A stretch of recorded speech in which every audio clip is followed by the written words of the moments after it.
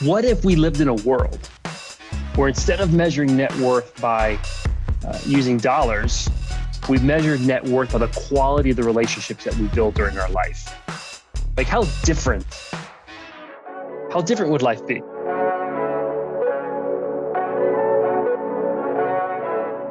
All right, y'all, what's happening? I'm joined here right now with my buddy, Wess Anderson from Utah. Wes, what's happening, man? SLC Utah just experienced the 5.7 earthquake, but you can't get rid of us here in Utah, baby. We're here to stay. Man, you're like kind of like New Orleans. You can't get rid of us. Y'all been having a tough time over there, huh, man? Yeah, it was that 5.7 hit. This bookshelf behind me crashed down. And then it was aftershocks for multiple days after that, and we were quarantined here with my 4 children. So it was good. We grew together, and it was a lot of fun. You grew together. You have to listen to. I just posted a video, or I'll be posting a video soon. I just had a conversation with a child therapist, and we talked about quarantine with kids and how to not just cope, but how to thrive as a family. So you got to check that one out. And I'll actually post the link in the show notes here. But hey, I was thinking. I've been kicking around this idea for about 4 years in my head. A good friend of mine passed away about 4 years now, and he was a guy who just had a ton of relationships. Right? He could build a relationship with anybody, and I just really been thinking about this idea of relationships as currency.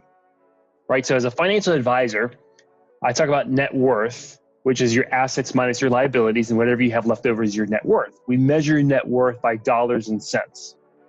Mm-hmm. What if we lived in a world where instead of measuring net worth by using dollars, we measured net worth by the quality of the relationships that we build during our life?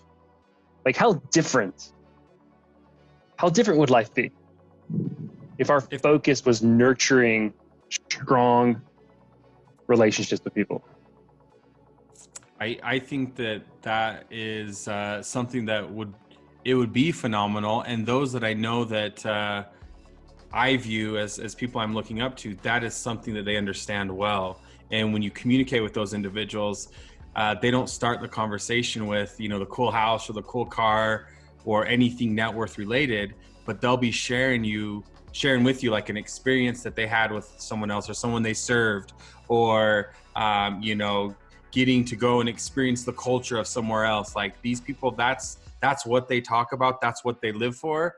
And then there's the other side of that coin, which is the individuals that like you haven't seen them in 10 years. And in the first 10 seconds, they're like, yeah, did you see my Porsche? Yeah. Who cares?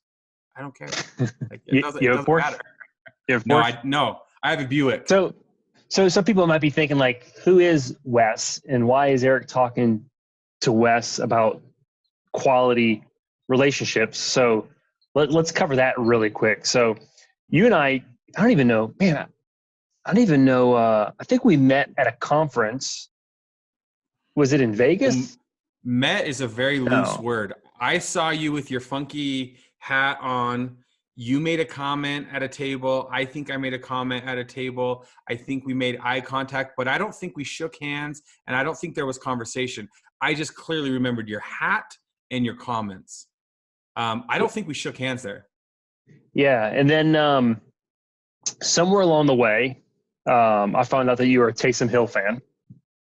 You're a Steelers fan. Part of New Orleans. Yes. The greatest team in NFL history. Yes. Arguable. And the Saints were happen to be playing the Steelers. And I don't know how, I don't know why, I don't know what inspired this, but I was sitting at the Nutcracker. I think it was like December 20th or December 18th or something. Not even. And I said, dude, my wife gave me Steelers Saints tickets for my birthday. Why don't you fly to New Orleans for the game? Well, you need to back up. You posted that. You just posted that. Did I post that? Yeah, you just did the post. Okay. We didn't have the instant message. And our history wasn't a history of one that, we had shaken hands and or had an experience. You had a funky hat. I made a silly comment. We exchanged and looked at each other, and that was it. And then you posted on social media, and I engaged in that post, and you learned very quickly that I don't mess around. Like, if you put it there, like, I'm gonna go. Like, I'm ready. Let's do this. Like, we're not talking about it. Let's go. And that's I guess once I put it out there, I had no choice, right? Like, God, this guy's not going to fly from Utah to New Orleans on December 23rd, right? Yeah. 4 children at home. What a great father. Right before Christmas. You bet I did. You bet. That's opportunity of the lifetime, man. That's experience of a lifetime. You were a stranger. I took a gamble. You could have, you could have, I mean, come on. You weren't a stranger. I mean, but we didn't have that relationship that was built that you go sit at an NFL football game with, because we had just seen each other at a conference. Yeah. So a little bit more context. Wes and I are in a mastermind group together. So we do have interactions. Wes is owns and operates a virtual assistant agency VA company, right? Am I contextualizing this right, Wes? So Wes is a techie guy who has built and written some pretty cool software that helps manage virtual assistants, and so that's kind of how our relationship began. And there's a weird child in that back window. I don't know if you saw that. That was creepy. She's the one who was dancing. She was the one who was dancing the Nutcracker when I was messaging you about coming to New Orleans. So that's the context. We're not just like random people that typically don't invite random people to Saints games. But anyway, you were on a plane. You came to New Orleans. It was crazy. We had this just really cool experience. I think you were in New Orleans for 6 hours? If even? I don't even think that, bro. I got in. It was like a 5-6 hour flight. I raced from the flight. I had some awesome lady that did not speak English take me to a place I didn't know where I was going. You were sitting outside. We're in the heart of New Orleans. We're meeting, so we shake hands. You walk me up to this beautiful, beautiful penthouse and say, "Hey, I don't really know this guy really well, but he seems pretty cool." Right. And at that moment, I'm like, "Is this New Orleans? Is this how these people are?" Everyone's opening their doors, and I'm like, "Dude, I'll play with this all day." So it was Chad's place. Chad and I mean, we had known each other, but we really didn't know each other. So I'm opening up Chad's place to you because he opened it up to me, and we're in there eating his beef jerky. Rat jerky. You told the Utah boy it was rat jerky. We told you it was Nutria. We told you it was Nutria jerky. But anyway, so this idea of relationships, I think that there's a couple ingredients to strong relationships. And one of the things I was thinking about my friend Bob in this context of what if net worth was measured in the value of relationships. And kind of in reflecting on his life, there were 2 things that I recognize that he always did. One is he focused on spending money on creating memories, right? And he would always spend money on other people to create memories for them. And then also he would have these amazing shared experiences. I remember one night we had fallen out of touch, but it was kind of one of those relationships that you can pick right back up and everything's cool. He called me up. He's like, "Hey man, I'm driving through New Orleans and I want some crawfish. I'm going to be on your front porch in an hour. Are you free?" I'm like, "Yeah, where are you staying tonight?" He's like, "I don't know." I'm like, "Crash to the house." So he drives in, we eat crawfish. But that was the type of thing, these shared experiences. And I think those are 2 ingredients that the reason I asked you to join me on this episode here is because it was just that. We had this shared experience, and we spent money on creating this memory. And now we have a friendship that I would say is pretty deep, and we really haven't spent that much time in physical proximity. I mean, we talk family, we talk faith, we talk business. I can pick up the phone and reach out to you, and you can help me troubleshoot any technology problem that I have. And I think that's cool. And like you did most recently, because fundamentally we have that relationship, and we kind of put all our cards on the table from day one. There wasn't really any net worth discussions or flexing, or it was like, "Hey Wes, here's everything I have. This is my city. oh, by the way, let's go to a Steelers game. Fundamentally, we started with that relationship.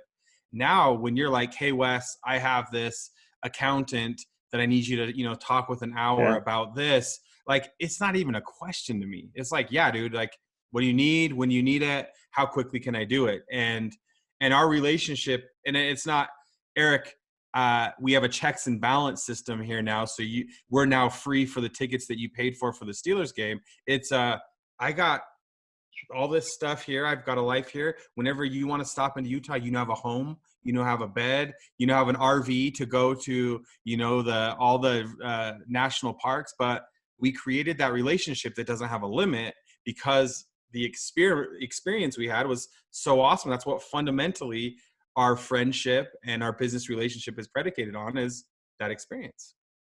I think something that you said that we were kind of chatting before is this idea of giving, that to build strong relationships, your focus should be on giving to someone else before you're looking to take yourself. Right.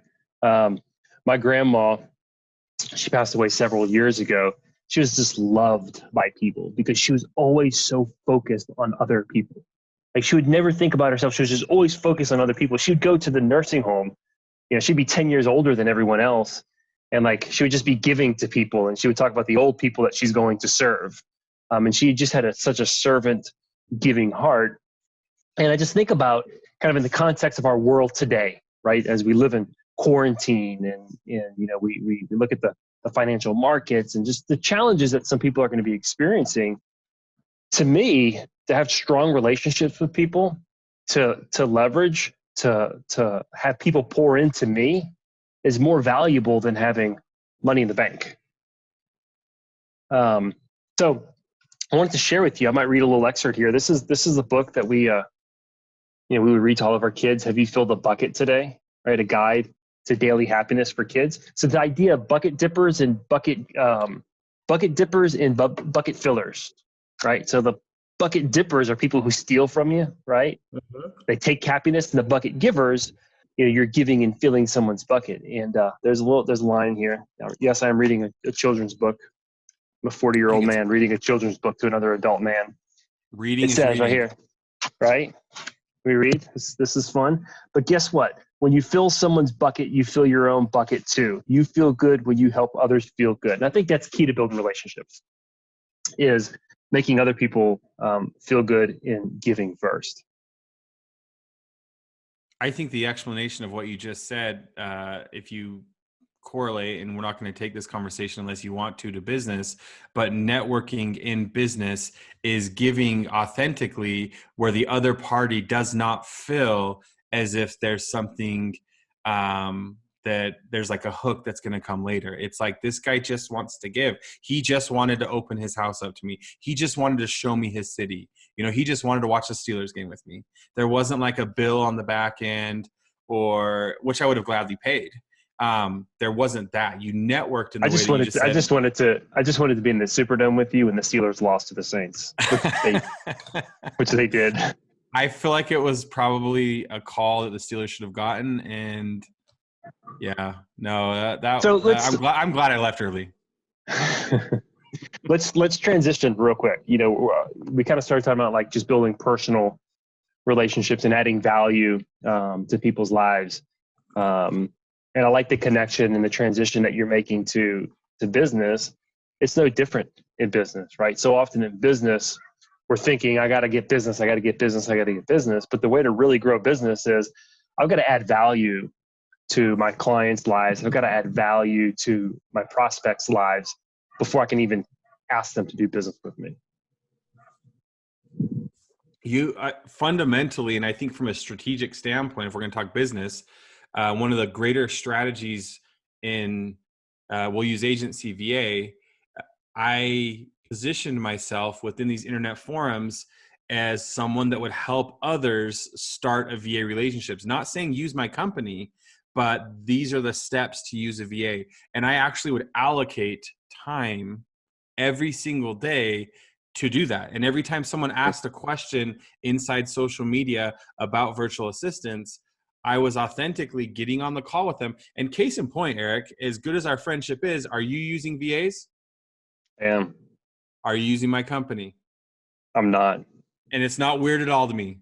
And I would help. And I have now met the owners Mm-hmm. of your company Mm-hmm. and talked strategy on how to make their product better. And I know it's going to go full circle. But the point I'm making with the networking and the strategy of building the business, we have been able to do some really neat and awesome and hyper growth type things because our mission is to give, to provide a better life for those, on the other side of the world and those Mm-hmm. in Puerto Rico and those in Texas. We want to provide them a better life. We want to give to them.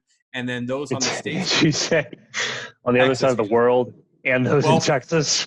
Philippines, two in Philippines, other side of the world, one in Puerto Rico, and then most recently Texas. Okay. So Texas of all places. So we're going all around, and then within South America, we've got these little 2 or 3. My virtual assistant, that's like my right hand that you communicated with, I'm sure, because he does like David? everything. David, his name's Or Sergio, but he likes to go by Sergio David. Yeah, from Nicaragua. And from so he's Nicaragua. out there. And so we've got people all across South America, but like we give. And David, if you ask David and you got on a conversation free of my feed and you asked him about what he loved about what we do, it's like we give to David and we want him to do well and to provide for his family. It's the same strategy we had in networking to develop our clientele. We wanted to give, and people feel that inside of you. And I it builds think it's business. key. You just said something that I think is so key. So like if you want to build better relationships, look to help people have success. Yeah. Right. That by looking to help people have success and to build them up will come back around to you and lead to your Especially when success. you're not asking for it or but that's just expecting it, right? That's just it. In our culture, we measure success so often by our net worth, by what we have. So what would the world look like if now, like, wait a minute, we're going to measure success by the value of or the quality of the relationships that we're building? Like, how does that change? How does that change how people interact? How does that change how people treat each other? Well, To me, that's so. that's key and that's critical. And but Eric, think about this. Those that are exercising the things that you're saying, if they're not in the room and someone says, "Hey, what do you think about Eric Garcia?" If you have given and given and given, you're going to have 10 people raise their hand and have the story of an experience. I mean, me and you have multiple now of experiences that have happened. And that's what they're going to quantify and raise their hand and say. The inverse of that, if you have an individual that has utilized financial gains as the only objective that they have on an individual, like that's their only quantification of success, when that question gets asked with them outside of the room, you'll just see a lot of people look down like this. And they won't have much to say. People will spread that positivity. It's easier to talk about that, and that is predicated upon experiences and how the individual treated the other party. And what did they give? Did they give all they have? That's what we give. Everything you have, did you give to that individual? Was there not a concern? He gave me all he had. He'll give me everything. It's not. He doesn't have limits. He loves me, and so he's gonna give all he has. And that creates bonds that are unbreakable. Those are bulletproof bonds. Yeah, one of our core values in the businesses, in both businesses, is to consider others more valuable than yourself. And it doesn't mean that I actually had this conversation with my son. He was doing some graphic work with our core values for me, and he goes, "I don't like that. Like, consider others more valuable. Like that means you have to consider yourself not valuable." I'm like, no, it doesn't. It just means you consider people more valuable than yourself. That when you're interacting with someone at that moment, they're more valuable than you. That you're focusing on them and their needs and delivering to them what they need at the moment, as opposed to you trying to fulfill your own need at that time. There's a quote at the end of "It's a Wonderful Life," that Christmas movie. Have you seen it? Yes, I have. Okay. At the end, there's a quote written in a book. It says, "No man is a failure who has friends." I think it's pretty cool. No man is a failure who has friends. So that's really what we're talking about, right? The quality of relationships. And we're not talking about surface friendships or acquaintances. We're talking about like how many people in your life could you walk up to and ask them something or to do something for you, and you know that they're just going to drop whatever they need to go do it. And to I'll me, take that those that. are I want to take that to a different level, what you're saying. to And take this, it level up. and you gave me requirements to keep it PG, as I will. I'm going to keep this part PG, but this is truthfully how I feel. Me and you have had many moments where, say, we're sitting in a precarious situation where maybe a group, an army of dudes come in and they say, "Hey, where's Eric Garcia? Like, we're taking him out back, and we're going to do some damage." Like, your good friends, These they're are like the hypothetical. These are hypotheticals, this right? has never This happened with hasn't us. happened. Okay. This hasn't happened. But one of my quantifications, and as I keep it PG, is those guys that, like, I look at you, Eric, and like I look at them, and I don't care what you did. I'm not judge and jury. I'm just standing up and I'm like, where are we going, boys? Like, let's do this. Like this is my guy. I don't You really got my care what he back. did. Yeah, like, let's go. And those kind of friends that will drop Mhm. everything, that you know that in those situations, they're not saying, now, tell me what Eric did. Was he Mhm. guilty? You know, like the friendship is so strong. It's just like, okay, let's go. Let's go. Like, if that's where this is headed, like I'm already here. So, let's rock and roll. I think that a formula to a good friendship, the formulaic equation is, how have your relationships been? How strong have you gave? And the relationships plus how strong that you give to the other party equals the formula of a good friendship. I mean, and that's it. And a friendship that is symbiotic, both parties are so excited. Like, I'm like dying for the day that you come to Utah. I've now done 2 times No. over in your state. Like, I'm dying for you to get here. So it's now my turn. I have home field advantage, and I can give like I can't wait for that opportunity to happen. But that's the excitement of the friendship, is like, I love New Orleans. I went twice in 1 year. I love it. But now it's like, I got to get you here. I need to now, you got to see this, like, come to my world. Like, I want Yeah. to give and You know, share. And that's a good friendship. in your story, where you said, I don't care what you did. I'm there to get your back. Right. I don't think it means that, as you build relationships with people, it doesn't mean that you don't push them to be better. It doesn't mean that you excuse uh, behaviors. Like, I think good friendships and good relationships should cause growth and should cause becoming better. And as you're telling that story, it made me think of one of my favorite stories in the Bible, where Jesus is hanging out, and the group of Pharisees bring out this woman who was caught in adultery. You know that story? Right? They're Mm-hmm. like, hey, the law says to stone her. What do you say? They're trying to put him on the spot. Right? He could have easily judged her, and he could have easily said, yeah, stone her. But what he did was, kind of like you said, he had her back. He's like, hey, boys, yeah, you're right. But I'll tell you what, whoever hasn't sinned, throw the first stone. Right? And everyone, one by one, drops their rocks and walks away. And Jesus looks up and he looks at the lady, and he says, hey, where your accusers? And like, they all left.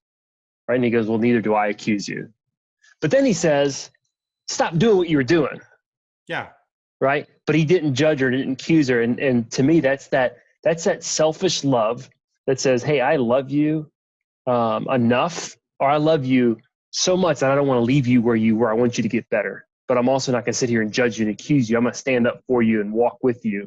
And I think that's, again, you look at building relationships, and again, I think you and I talk, our conversations will probably always end up, on religion somehow.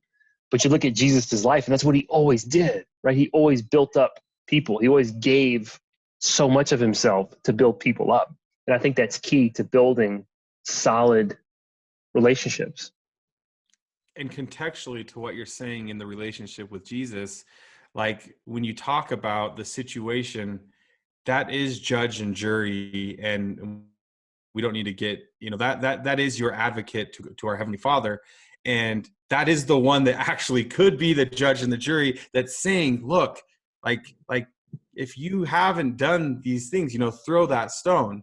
And it shows to me one of my beliefs, my strong beliefs in both friendship and both life, and the example of our Savior is how merciful is that, and how merciful. And after you express that mercy and share that with the individual, like you said, the follow up is the love unfeigned. Now I have this love for you. Let's get better now. And okay, we did this. It happened. Okay, it's done. Let's get better though. It doesn't end there. We got to get better and we got to move on. And good friendships, they have that relationship of, yeah, homie, you just made a big mistake. And that's good friends. Or not even really mistakes. Not even mistakes. Dude, we would talk often enough to where I remember having a conversation where you were going through a difficult time last year, through some business stuff. And it just in kind of in messaging, you just shared, hey, I don't know exactly what you said or how you framed it, but I'm like, hey man, what's going on? We just, I don't know if I encouraged you. I don't know if you felt supported, but good friends can step into these situations and help kind of walk us through these times. Right now we're experiencing these are tough times, man. There's a lot of stress. There's a lot of anxiety. I as an investment advisor, I have a lot of conversations with people, and they're good conversations. I mean, we're doing a really good job of managing clients' assets and outperforming the market. And most clients are pleased with what we're doing, but it's still tough. When you lose, 15% on a really big account, it's a lot of money. These are hard conversations to have. And I'm so thankful for the friends that I have around me who at the end of the day, I can text them and say, man, I am emotionally spent right now. Right. And I get words of encouragement from them. I think human beings we are created for connection. We are created for community. We're created for relationship, good relationships. And it's just this idea that I've been kicking around, as kind of we wrap up here. I think you and I can probably go on and on and on and on forever. But, if anyone has suffered through our conversation here, the takeaway, I don't want the takeaway to be like, oh, Eric and Wes are good friends. Oh, that's so cute, right? Blah, blah, blah. The takeaway is go build strong relationships. Go look to add value to the lives of others first. And you will build strong, lifelong relationships that will if we measured relationships or net worth by the quality of our relationships, my friend Bob that I was telling you about, he would be freaking Warren Buffett. He would be a multi-billionaire because of the amount of relationships that he built. And I just think as people and as humans, that's what we should be doing, we should be seeking to build these strong relationships by adding value to the lives of others. That's it. And I'm gonna close with my last part is right now are trying times. Right now, the whole country, the whole world is in an unprecedented situation, and where an individual looks for reprieve strongly dictates who they become. And that's the lesson that I was learning in our hard time. And as we learn to create more relationships and serve, those around us in these moments where we're looking for reprieve, the outcome of that is of far greater worth than looking for reprieve in places we probably shouldn't go. And so I think that goes hand in hand with relationships and these tough times is look to serve someone else. And you'll find as you look for that's your measure of reprieve. I need reprieve right now. I need to get relief.